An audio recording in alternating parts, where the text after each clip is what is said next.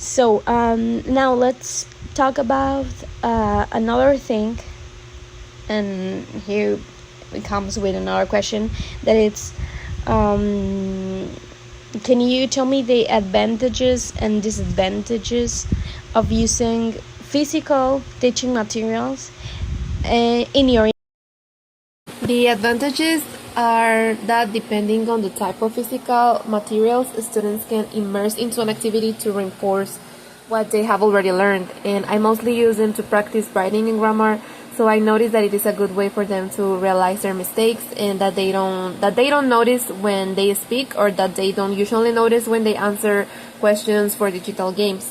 And it is also always good to get them to do a practical review on their writing and matching abilities without using necessarily technology.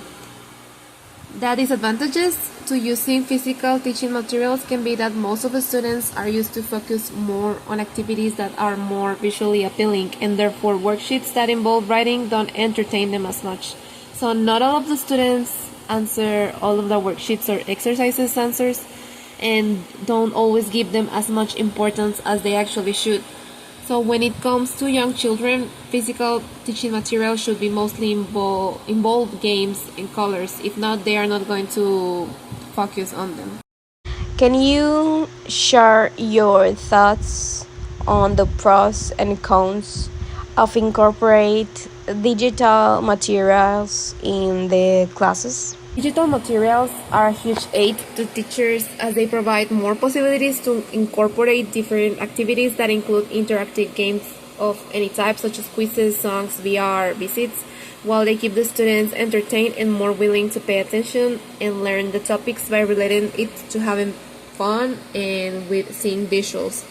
And I think that the cons of incorporating them is that students get so used to digital resources that they might not want to put the same type of effort or attention whenever the online activities are not around on the classroom. So students also grow used to not working traditional ways such as writing, because they are used to only focusing on activities that involve technology. To continue with our question, can you provide examples of situations where you would prefer physical or digital materials and why? When I'm working with children between the ages of 6 years old and 9 years old, I would absolutely prefer digital materials, because that is the most effective way to get their attention and get them to enthusiastically interact with the class and the teacher and their classmates and relate colors, sounds, and objects to their learning progress, making it a lot much easier to store it in their minds for a much long time. But when it comes to older teenagers, I think that I would prefer to work with physical materials, as they don't share the same excitement for digital games or activities and don't pay as much mind as the children do to them. So I think that there is also not enough involvement, and the topics are much more advanced and throughout the course, and much more lengthier and harder, which don't leave enough time for alternative digital activities for them. Okay, now, in your opinion, do digital resources have the potential to completely replace physical materials in English language teaching? Please, can you explain your reasons? I personally don't think that is ever going to happen, as physical materials have stood in ground for a long time, and they will always be necessary because students need their sense of touch ever since they are children, and that involves interacting with what is present and what is in front of them in their classrooms. Also, I think that digital materials wouldn't be as successful without physical materials, so there is a great balance between them if there is enough control over how a teacher incorporates them both during a lesson. Now we have the three final questions, and I'm gonna start with the first one. That is, as an experienced English teacher, that what advice would you offer to college regarding the use of teaching materials in their classes? Based on my short time as a teacher, I think that the most important advice that I could give to a colleague is to pay attention to the ways in which their classes advance much more fluently, and the dynamics in teaching materials, whether they are physical or digital, and that they use whenever the class ends up being successfully similar to like their lessons plan, should become their safety net for the rest of the coming lessons.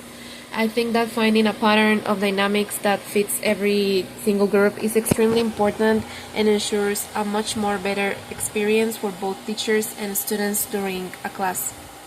So, from your perspective, how can the government be more involved in ensuring schools have access to adequate teaching materials?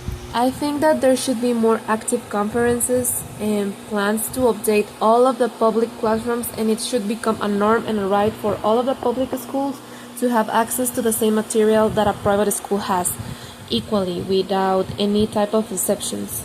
The gap that exists between materials that public schools count with opposite to the private schools grows bigger every year, and unless that all of the public schools are equipped, there won't be any progress.